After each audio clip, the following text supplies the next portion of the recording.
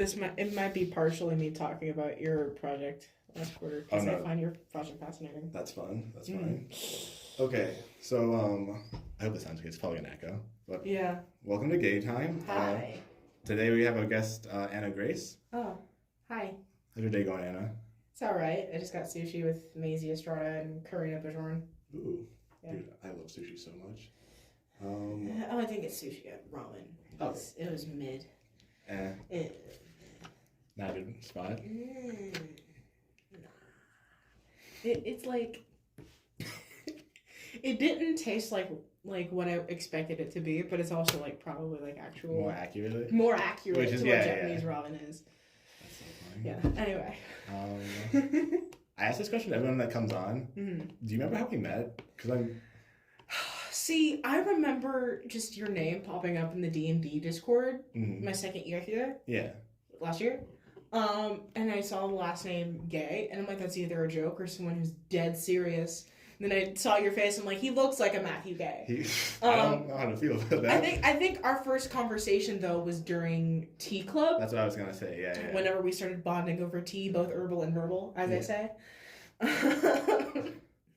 But, like, we were, like, the two main hotspots of conversation. Because it's you would talk, and then I would talk, and everyone was, like in, like, table tennis, you just, like, look back and forth between the two. I loved, No, that's how I remember meeting you, too. I remember, like, seeing you around, like, oh, that's Anna Grace, but I never, like, actually, like, talking to you. Yeah, same. And everyone's like, oh, she's really nice and cool. I'm like, oh, yes, I'll talk to her eventually. Oh, did people say that about me? No, yeah, everyone, like, likes you, so I was like, oh, I can't wait to meet her. And then they walked into tea time, and then, like, usually when the conversation died down, that's, like, when I step in and, like, bring up the conversation again. Yeah. But then you did it, and I'm like, oh, okay. I can yap for hours as a woman. Is that too sexist to say on here? Do y'all say sexist things on here? Not on here. Out here, definitely. I'll say it. I'm a yappy female individual. I hang out with people who make those jokes. Mostly women who make those jokes. Okay, good. I might genuinely say something sexist today. We were talking before we got on here, like, what we want to talk about, and I feel like we decided on comedy, but we might just, like, swap around a bit. Yeah. I'm going to come out the gate swinging. Okay, go ahead. Who's your favorite comedian? See, the easy answer for me is John Mulaney. Yeah. But that's the longest answer I've been holding on to, just because I know he's not, like, the greatest comedian, and probably not the comedian I should look up to morally, but he was, like, the first comedian that got me deeper into stand-up comedy, and, like, watching it and, like, sort of dissecting it. I'm still watching his older stuff to this day. It holds up. It's really good stuff. It holds up so well. Like, there are certain pieces of his stand-up from, like, 2012 that I could just recite from memory. And it's just really mildly concerning because I can't do the voice, but I can do the inflections. Yeah. And it's just really funny. Like, him and Gabriel Iglesias were, like, the first couple people, but my dad's been, like, a comedy person forever, so he watched, like, Jeff Dunham. He introduced me to Jim Gaffigan. We watched Gabriel Iglesias together, but, like, the first comedian I found on my own was John Mulaney. And as a result, like, I started going down SNL, and this was, like, little middle school me. Like, I feel like a lot of middle school girls, like, it's probably not very common, but I feel like a lot of middle school girls can relate to John Mulaney. Yeah. And his stand-up comedy been about, like, teenagers scare me. You know, if I'm walking down the street and I see teenagers walking my way, I will cross to the other side of the street just to avoid them. I'm like, that's how I felt when I was 12 and 13 years old. I agree with that bitch. I've seen John Mulaney so much. That's one of the comedians me and my siblings have bonded over. There's like three comedians we all like will quote religiously. But that bit where he's just like, they will immediately pick up on your insecurities and then say them out loud. I'm like, that is surprisingly accurate. Yeah. And as I've gotten deeper into comedy, like, that's why John Mulaney is, like, the easy answer I have to give. But there's also, like, of course, like, Billy Crystal and Robin Williams, people who I've, like, been watching since I was a kid without knowing that I was watching them. And then Gilda Radner is somebody who I've been trying to get to know more. One of the original cast members of Saturday Night Live, great stand-up comedian. she was like one of the first people casted, and she was kind of saying like how I assume, based on the comment you made earlier about how people like think I'm nice. Everyone was always talking about how sweet Gilda was and how funny she was, and how she would always like light up a room or like give good advice to people, and so when her like she was just super like a kindergarten teacher, but like a stand-up comedian. Yeah, I think she did a stand-up comedian bit, like about being a teacher. Not that she was, but like as a teacher, on like the early days of SNL, like maybe the first 2 episodes. I can't remember. Paul Simon was on that episode, and he played basketball with who was it? I can't remember, but he was like a really big basketball guy from the 70s. He might have been one of the Harlem Globetrotters, who knows? But he just kept. Because Paul Simon's so short. Yeah. This is like Simon and Garfunkel. Yeah. So he just like dunking on this world famous basketball player. That was one of the whole skits. And I was like, this is so funny. And it still holds up. I feel like that's going to be the one of the day we just keep saying, this still holds up. This still holds up. Just in terms of comedy. Yeah. Do you know, have you seen on How I Met Your Mother? I have seen How I Met Your Mother. It's one of my favorite shows. I have a fun memory of that show because my brother like messed up his leg and he was on the couch like while he was healing, and this was like an older brother, so I didn't get to spend that much time with him. And one of the core memories was him just watching the entirety of How I Met Your Mother with me and my brother Jacob. So now like I was really young, so I have like a few like vague memories. But one bit I remember is the bit where they're like listening to like I Rock 1,000 Miles repeatedly. Yeah. And it keeps like they're like this is getting old, and like it comes back. That's what I want to happen with It Still Holds Up. After 30 minutes. I'll come back like next month on an episode and be like, it still holds up. That's the title of the episode. It still holds up. We don't say what we're talking. We don't say what we're talking. Things that hold up. What was it? Oh my gosh. I feel like my favorite, I want to say John Mulaney so bad, but like my favorite comedian is John Mulaney. Because he's such a good answer. It's such like an easy answer. It's like being like, oh, I like vanilla ice cream, yeah. Chocolate ice cream would be that equivalent. Yeah. The vanilla ice cream answer would be probably Robin Williams. Robin Williams? Yeah. Have you seen Dave Chappelle? Yeah. I'm so mad because That's another one of my favorites. He's so funny and so good at comedy, but like I can't repeat any of it because it's the most foul stuff. Well, you can, I can't. No, I know, but like I was watching it with my brothers one time, and it was such a bad idea. No, he was my older brother, so it didn't really matter. Okay, good. But like having for the thing, we were just like, this joke's just too raunchy and like not funny enough for us to like keep listening to it. Okay, this is gonna sound kind of sexist. Go ahead. I'm all ready. But like, have you seen a female stand-up comedian and thought like, dang, that was really funny? Yes. Okay, good. Because please give me recommendations. Everyone I walk across has either just been like really raunchy, and I'm like, I can get with the humor. Let me pull some people. So there's this Catholic stand-up comedian who's like a mom of 7. She's a convert to Catholicism. Yeah. Oh my gosh, I can never remember her name. Oh, I feel so bad because she's so funny. She's got like red hair. Give me 2 seconds. This is gonna be a lot of silence for a second. Minute. I'll talk a little over the silence. But no, I haven't found like a female comedian that I think is funny, and I feel kind of. You find it? I found her. Her name is Jen Fulwiler. Okay. She's just got a lot of bits, kind of about like.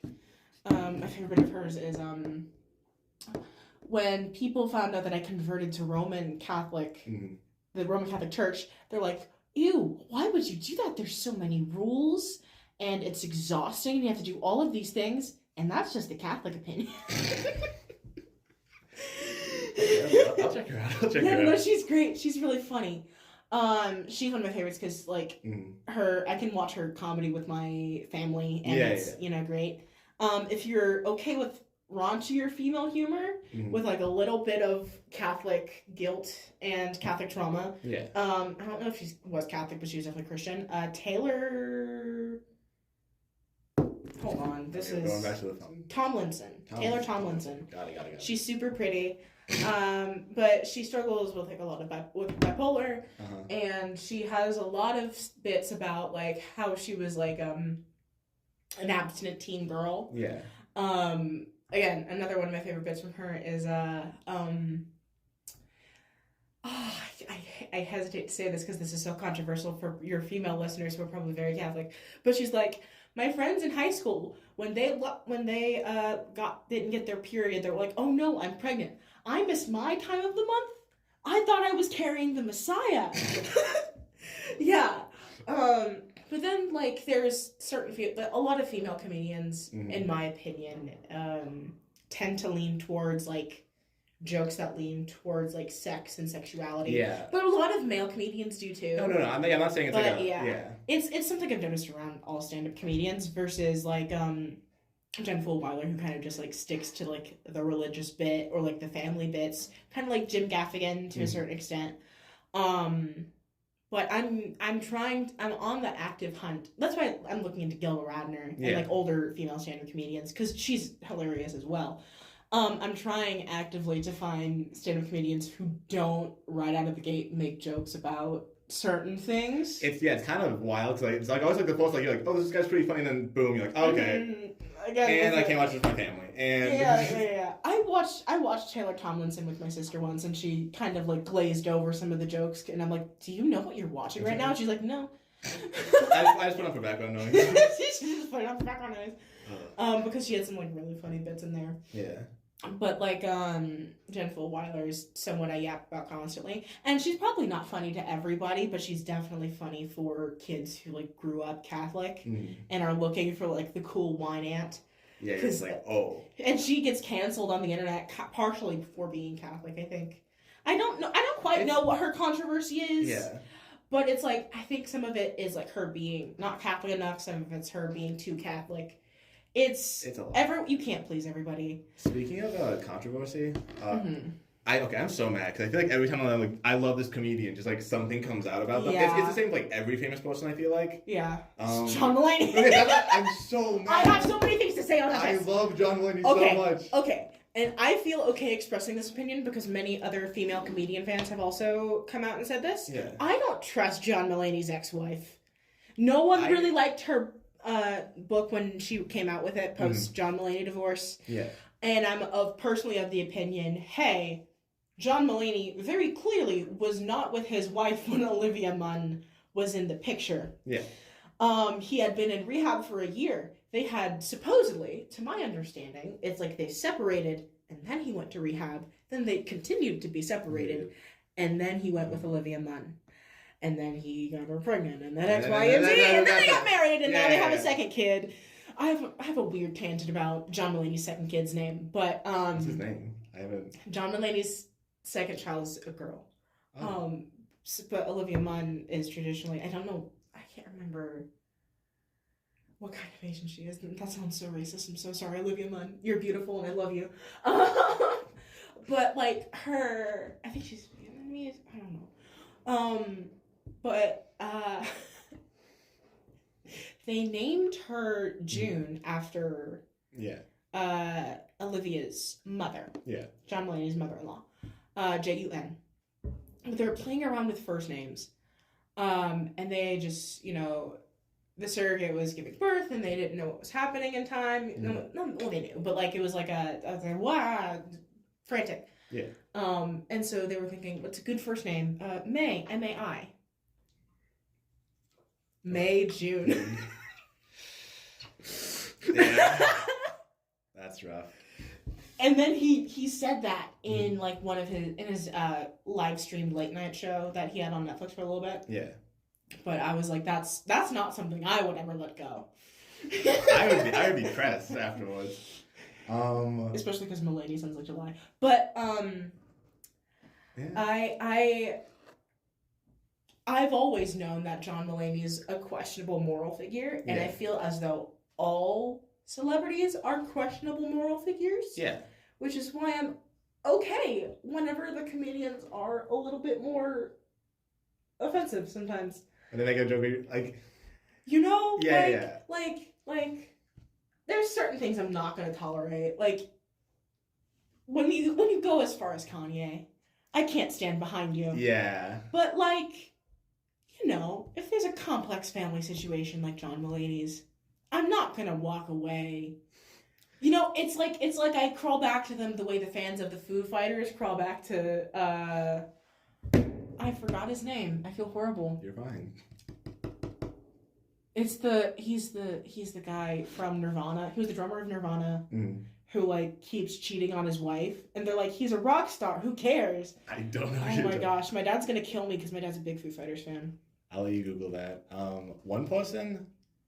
Okay, so when the Impractical Jokers controversy came out, I have no knowledge of that. I know barely any. Dave Grohl. Dave Grohl's the guy. I'm a disappointment to my father. My father's a huge Foo Fighters fan.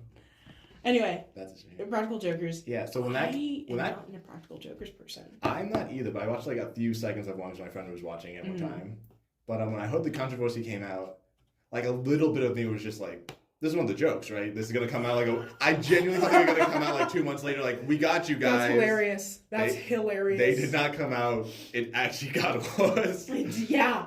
Got a lot worse. You know, my version of that because of how deep I was into the internet, because I feel like Impractical Jokers is more male. Oh, 100%, yeah. Cultured. Not that there aren't female fans of it. Not that I wouldn't have liked it if I had watched it younger. Yeah. But when y'all were watching Impractical Jokers, I was watching stuff like The Try Guys. What's that? The Try Guys is from like this group of guys from BuzzFeed. When it's like, guys, try this. It's like something that is typically the experience of a woman. Mm-hmm. So it's like, guys, try on wedding dresses or whatever have you. But like, they broke away from BuzzFeed and did a whole legal thing and started a company with the 4 of them. Yeah. And then one of them, who was like kind of known to be that I love my wife guy, cheated on his wife with one of the assistants at the company. And so that led to a whole legal investigation within the new company. Yeah. And then led to him getting kicked out. Yeah. And then it's so messy. But like the minute that because there was a lot of gossip about it for a month, and then the channel didn't upload anything. And then the minute they did, I turned to my friend Chloe, because this was like my freshman year. Yeah. I was like, Chloe, Try Guys uploaded, and she was like, "Oh my gosh, it's about Ned." And I'm like, "Yeah, it's about Ned." Who else would it be about? Who else would it be about? And it was just the 3 other guys in the video.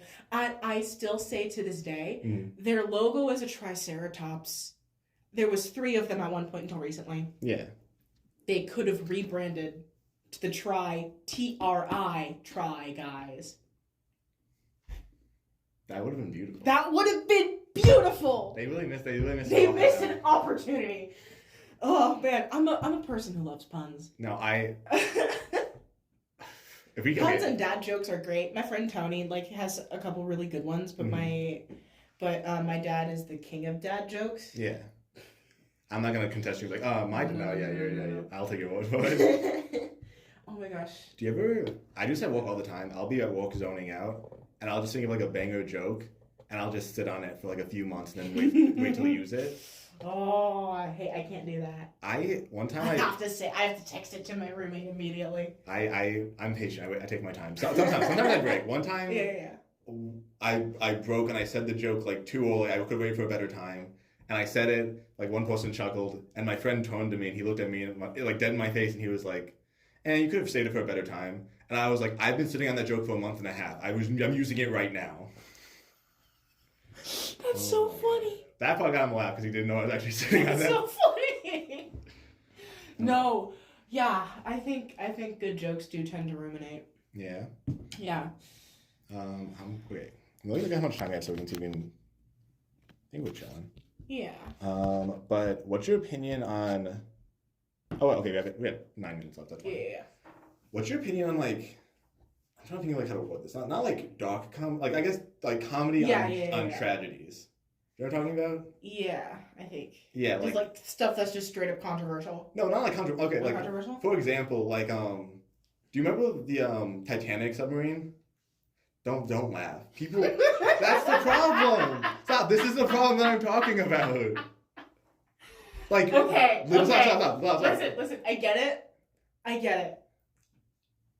No, I'm going to admit the entire situation is like really comical when you look at it from like a distance.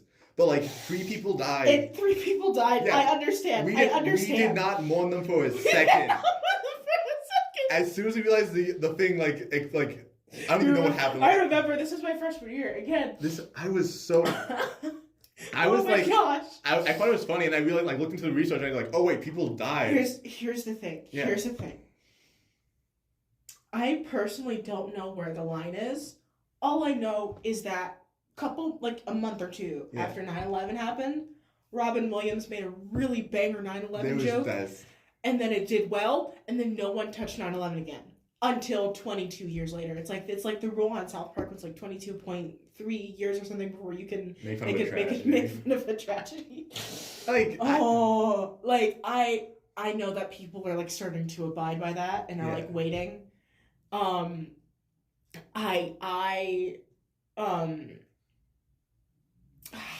Here's the thing. I don't like crazy rich people. Like, they can have their money. I don't care.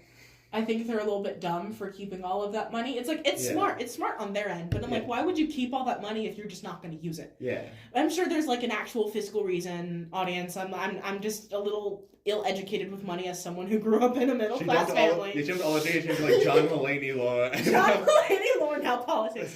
But I'm just like, it's hard for me to sort of empathize with the 3 billionaires that went on the Titanic submarine when they knew it would be operated by a freaking game controller. Okay. And because Microsoft crapped out, they were doomed. Like, I understand that is absolutely terrifying. Yeah. I understand, and I don't want to make fun of the fear that they experienced. Yeah. I would also like to point out, it was a game controller. Carrying the lives of 3 people. Like, the situation itself is hilarious. Yes. The circumstances that transpired because of it are absolutely, like, should be taken seriously. Yes. Similar thing with, like, the CEO and... Luigi? Luigi Mangione. Like, that was wild, actually. That was wild. When they're just like, he's good looking, so we should let him go. And I don't think... No. It was the politics of, hey, the guy he killed was a bad person anyway. Blah, blah, blah, blah, blah. And my dad pointed something out to me at the time, and it was like, hey, that was someone's father. Yeah, that was someone's husband. And I'm like, yes, definitely give the space for that as, like, to be a moment of importance. I also find it absolutely hilarious that, if we have time, I would love to go down this rabbit hole, but there was a Spotify account that was owned by Luigi Mangione that had, like, only a couple things on it, and one of them was a playlist of the entirety of the MCR discography. What? I'm so mad. So, like, there's funny things about it. Yeah. We should not joke about the fact that he killed somebody. Yes. We should, I mean... Even then, that's a hard line to sort of... I thought you, like, bit your lip a bit. You were just like, I can't laugh at this. Wait, hold on. I can laugh at the fact that... Mm-hmm. It's like whenever you see your high school bully kind of, like, get their comeuppance. Yeah. It's like that's a tragedy for them, but it feels good for me. Yeah. Where it's like we've all had issues with our healthcare system. Whether we've had, like, the best experience or not, like, there's always issues. And so the small part of us that's like, maybe this wouldn't have happened if you... Yeah, okay, if greed was not such a thing, and I don't think the real villain is the person who was killed in this scenario. I think it's Satan trying to prey on greed and stuff like that, and we can get into a whole religious aspect there, like that was still a person's soul. Yeah. They were just caught in a world that, you know, a lot of people would give into. And who's to say that I'm not someone who would, like, fall into that trap? Yeah. If that was me. But, I also know that actions have consequences, okay, you know? I don't like that we can laugh at the deaths of people. But I also think the jokes are funny. No, okay. It's morally conflicted. That's also the thing, I'm more mad someone, like, took it. I had to, like, take, like, at least 30 minutes to an hour. Yeah. To craft someone was thirsting over him immediately. No, not that, but just, like, literally just, like, 30 minutes to an hour to craft this, like, detailed meaning of a tragedy, and someone just posted online, like, this is hilarious. I gotta get this out of there immediately. Like I figured like a famous rapper died to like the Jimmy Neutron, like him screaming meme. And I was like, this is not the way I figured out. Like this is my Paul Revere. Yeah. I don't want this anymore. I don't like this. Yeah. How much? Okay. Okay. If we have time, can I do one more thing? Yeah, go ahead. What do you want to do? There is a line between 9/11 and the assassination of United Healthcare CEO, whatever his name was, and Luigi Mangione, well as a timeline to Oppenheimer. Domino effect, butterfly effect. Is this the same timeline that follows the 9/11 and My Chemical Romance or Twilight? Sort of. 50 I think I've talked about this in Tea Time. I knew about the timeline that 9/11 led to My Chemical Romance, led to Twilight, which is, and then 50 Shades of Grey is a parody of Twilight. Yes. This is the most unfocused. So, but that going to that with the 50 Shades of Grey, that led to the downfall of Ellen DeGeneres, which I love. I don't like Ellen DeGeneres. She does not hold up. She does not hold up. But following that, because Twilight happened as a result of 9/11, in combination of the music of MCR and the dream she had about Twilight post 9/11, that went on to launch the career of Robert Pattinson, who got a role on Tenet with Chris Nolan. I'm seeing it. And at the wrap party for Tenet, Robert Pattinson was like, hey, my buddy Chris, here is a book that I think you'll find interesting. And then Chris Nolan looked at the book and he said, I like this book. I'm going to read this book. And he said, cool. And you know what the book was called? Oppenheimer. The Modern Prometheus, the story of J. Robert Oppenheimer. I love these wild connections. And then going back to MCR, which is the first little knot in all this. Yeah. Because MCR was a thing, we later found the entire discography playlist of Luigi Mangione's MCR obsession. That's actually fascinating. And there's more. There's more out there. But without 9/11, we would not have the Oppenheimer movie. And then someone made the joke to me recently, well, without Oppenheimer in the first place and like war and stuff, we would not have 9/11. And I said, oh my gosh, you're so right. It's a circle. It's a circle. It all comes back. It all comes back. Gosh. I guess I'll do like some rapid fire questions. Yeah, go ahead. So, first, I love asking this question. Would you rather have $10,000 or the person you hate the most? But like, if you get $10,000, the person you hate the most is known for your best joke. Like every time someone's like, "Oh, that was a really good joke," they'll remember the person you hate the most saying it, not you. Okay, and what's the other option? You get $10,000. So it's like, oh, you don't get the $10,000 and nothing changes. I'll take the not $10,000 and nothing changes. Oh, wait, what is your best joke? Actually, now I'm curious. Do you have it like memorized or? No. I think. Here's the thing. I'm not good at like a specific joke. Most of my jokes are just like one-liners that I say to my friends. Yeah. I think the funniest joke thing I've ever done was write a whole episode of Sleepaway School, which is kind of like the TV show I have in my head based on like our school experiences at the school. Yeah. I took like a real story that happened to like some people the year before I got here, or like 2 years prior, and made it sort of into the episode. So it's like these girls accidentally kill a turtle. That's the truest part about the whole episode. Like, yes, these girls accidentally killed a turtle. But what I chose to do with the episode is like have them run around town trying to bury the body of the turtle and find a replacement turtle. But I think the funniest thing I've ever written in general is like the character Alice, who's like the emo roommate character. Yeah. For anyone who's seen Sleepaway School, you know her as Maisie Estrada. Yeah. The character Alice is just like gothic and quiet and she has no lines, and she just sits and just makes expressive faces, and it's really funny. But I think that's the funniest character I've ever made.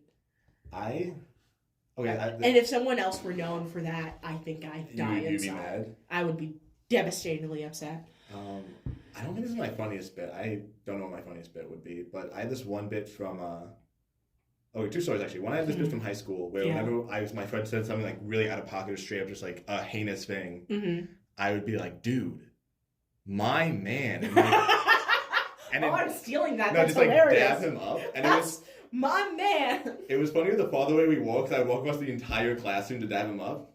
And that lay dormant for like years. And then recently on set, someone was just like, Matthew's like, this is gonna sound so bad. They were joking, of course, but they're like, Matthew so-and-so like hit me or something. And I was like, I'll just make up a name. I was just like, Dave, my man. And then just like dabbed him up. It holds up. Great. People laughed. It holds up. I'm stealing that. That's how much it holds up. Perfect.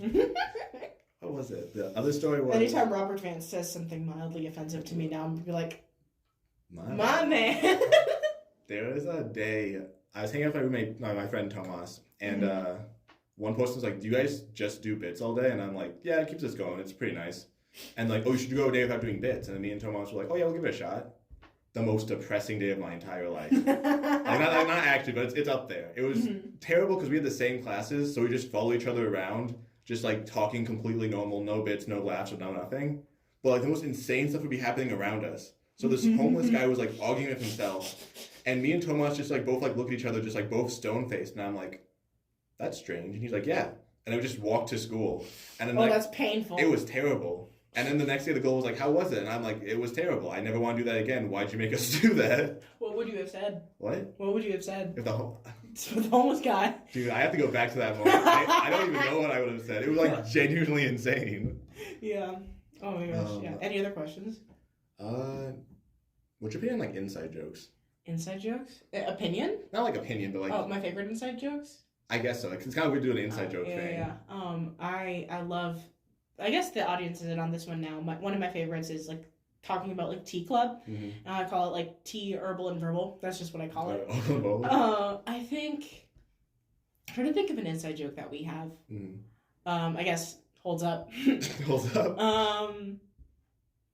No, I can't say that one. Can't say that one. Can't say that one. I guess Tony and I have this bit where we just quote John Mulaney quotes and like expect and like wait how long it takes for the other one to get it. The John Mulaney quote? Now most of it is just me mentioning a John Mulaney bit and waiting for like sitting while Tony just like sits and eats for a second. And then he turns to me like 5 minutes later. He's like, did you just quote John Mulaney? I'm like, yes! Finally, you get it! I love when you make a reference and then someone you won't expect to get the reference like, oh, I love that show. And you're like, I don't know you, but I think we're best friends now. Yeah. There's this bit, I was playing Doki Doki Literature Club for the first time with my friend Maisie and her roommates. Yeah. And my friend Shaylee was in town. That's Maisie's sister-in-law now. Yeah. So we were playing Doki Doki Literature Club for the first time. I've never played it. Have you ever played it? I've heard about it. I haven't played it yet. Do you know the twist about it? Yeah. Okay, so the thing we did was like each assigned ourselves characters, and we did like a voice for it.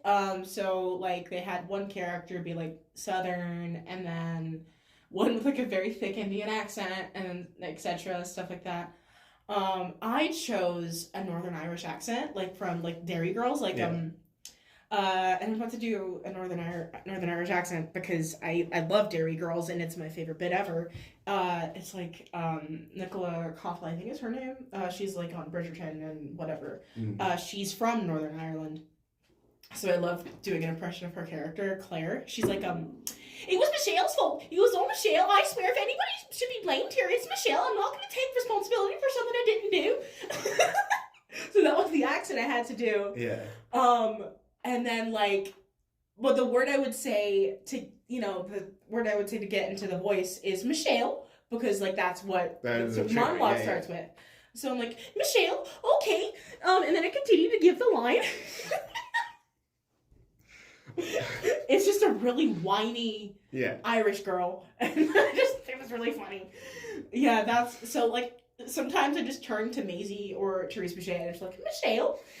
And they just, because they've also seen Dairy Girls, so they know the bit. Yeah. If you can watch Dairy Girls on Netflix, please go watch it. It's so funny. I think the second and third episodes are the funniest, but the pilot is hilarious. I'm genuinely surprised we made it through this entire episode not mentioning I Think You Should Leave. Oh my gosh! How did we do that? We don't have time. Really funny show. Really should watch it. Oh my gosh, please. I could go on forever about how in love I am with Tim Robinson. We talked about SNL and I was going to leave that into I Think You Should Leave.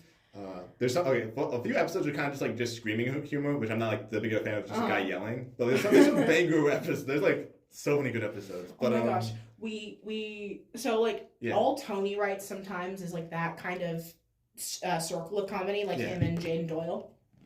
So like I'll read like a random script, and then sometimes Caleb Rodriguez will write a script with Tony, and then it's just wild.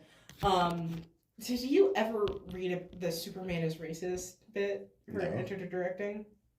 First of all, I did not. Second of all, we are way over time. Oh no! Okay, here's what I'll do. I'll say one of my favorite inside jokes I have with my sister. Okay. Then you can do like a quick synopsis. Oh no, I can't. Oh, is that bad? Now that I think about it, probably. Okay, never mind. It would get people canceled. Got it. We'll just skip that over this spot then. But one of my favorite inside jokes I have with my sister is we watched this one YouTuber, and he was talking about like how he'd escape horror movies, and one of the horror movies he got to was Get Out. And he's like, guys, I'm sorry to say, I would fail this every time. He's a black YouTuber, and he's like, if it ain't snowing, I ain't going. So now me and my sister just like will bring that up every once in a while. And I remember this so vividly. I was in Rome walking down like this beautiful lakeside with some people like talking to them. And my sister Sophia calls me, like, oh, I gotta pick up what Sophia want, like. And I pick up the phone and she's like, Matthew, I'm going to an all-white I'm going to a party with like my boyfriend, everyone there's gonna be white. And I just did like a pause for a bit, and I was like, well, if it ain't snowing, and she's like, then I ain't going, and we're like, ah! That's hilarious. That's a really weird joke about that movie too. Is it wild? We can't get into that. Anyway, I think that's all the time we got. Yeah. Okay, for real. Okay, this was great though. I had so much fun. I want to come back on. No, I'm down. I have like a bunch of people. Let's end this off so I can. Yeah. Okay, bye guys. But yeah, it's been a pleasure. Thank you so much for coming. Thank you for having me on, Matthew. Oh, this has been fun to edit. So many questionable bits you're gonna have to cut out.